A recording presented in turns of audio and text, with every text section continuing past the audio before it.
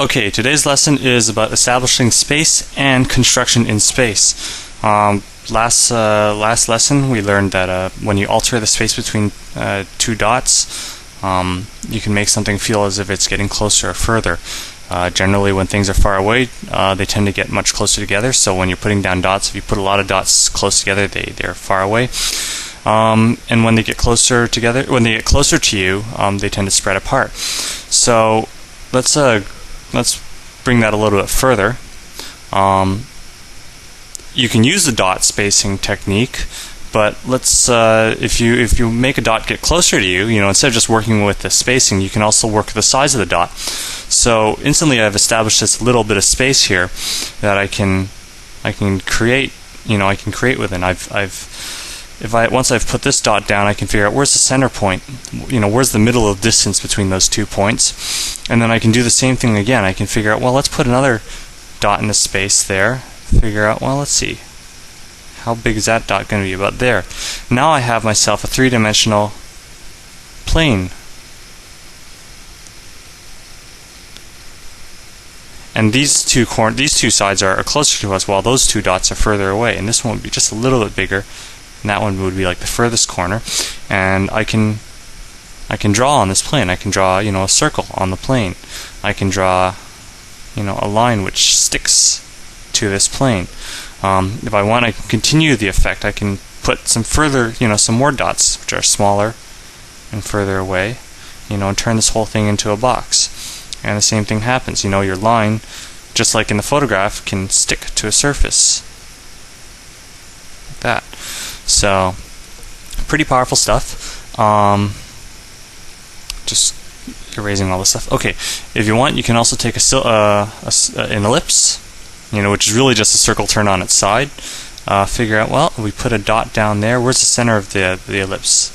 I'm actually going to put the center point slightly above the flat center right there. I've actually moved the center of the ellipse up there and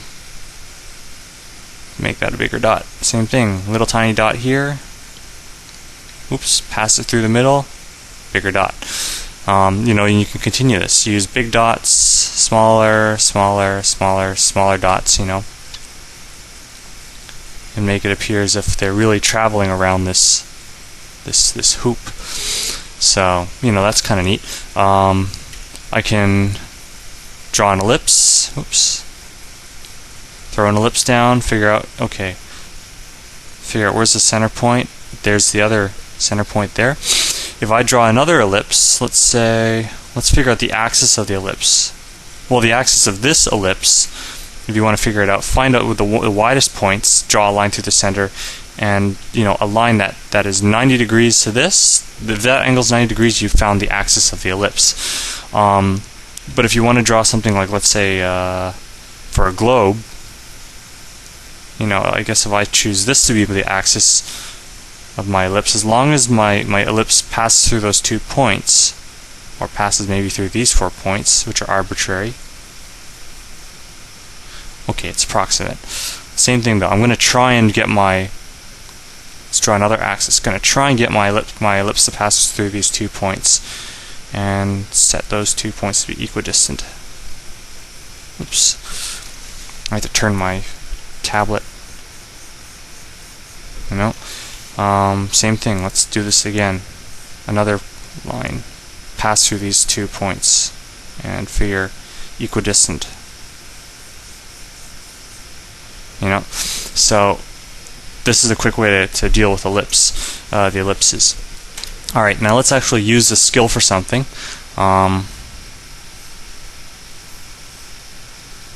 You've probably seen two-dimensional grass before. Okay? But this is no different. We're going to put a little dot down, big fat dot over here. Let's give us a little bit more room. Midpoint's about there. Let's see. I'm kind of figuring out how much I want this thing to be tilted. I'm going to draw an aircraft. I'll figure out, well, how much do I want to be banked? Maybe that much. Okay? And that's going to be the faraway dot. This is going to be the near dot. So what I've done is I've taken this two-dimensional axis. I've taken this thing here, and I've turned it on its side. Now where's the center point? Where's the center axis? So we're going to let that pass through there. I got 5 minutes to draw a little aircraft. So we're going to make this thing come close to us. How wide do I want the aircraft to be? Maybe about that wide. There's going to be the nose cone. You know, there we go. Tail's going to be about this tall. I want it to be maybe about that wide in the middle. How tall do I want the canopy? Maybe I'll put it here. Okay, good. Pull that line down. That line travels over the canopy or the cockpit. And what else do I want? Wingtips, yes. I want the engines to be close, so I'll put the intakes. I gotta figure out the cross section of this thing first before I can throw down the engines. I need something to build on top of. So there, now I've got something to build. There's that one intake, and same thing for the other side. I'm gonna have to figure out how wide is that area. There's the other intake. Pull these lines back there. You know, how wide is this whole mass? And I've got that little tail fin that I want to deal with, so I'm going to let that drop back, taper down, go up a bit. Let's put another. This line here has to be parallel with the first axis that I drew. There we go. We've got that sense of what happened there. Same thing with these ones. These ones are going to have to find. This line is going to have to have another line like that.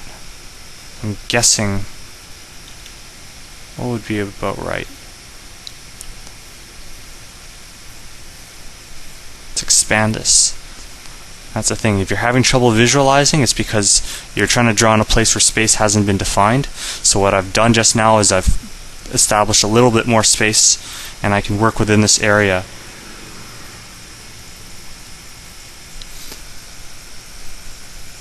You should be using your own sense of space as much as possible. If you find that you're having to make a lot of arbitrary decisions, then wing is too short. I have to pull it up about here.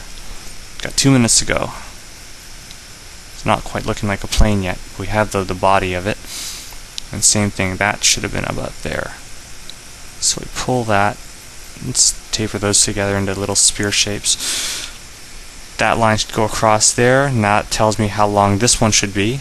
I'm going to let that go back as well. Taper across, find the other side, pull that in there. We're good. Pull that out like that, pull that like so, pull that down there. I want it to join there. I want to have some exhaust ports. So I'm building off of my existing structure. I mean, in very few lines I managed to capture the base structure of this craft. It looks like I've made some mistakes. I have to reinforce that illusion constantly. Anytime I had to be aware of anything that looks like it's out of whack, out of alignment, and make sure that all of my lines pass over the surface and act to reinforce that illusion. If things are out of whack, the illusion shatters, and then we're suddenly looking at a flat, boring old screen. But pretty neat, not bad for 5 minutes. Define your space and just work within it. And if you're trying to draw things and things aren't quite turning out the way you want them to, then it means that you have to redefine the space. You have to make more space. Okay, so these lines here have to be parallel with the body I'm drawing. There we go. And I want to see that other intake just a little bit, maybe a bit more. But you get the idea, guys. It's pretty neat. I can drop lines down, add a missile here. These lines are all parallel. Same thing with this one. Drop that line down, pull it forward. And anyway, we're out of time.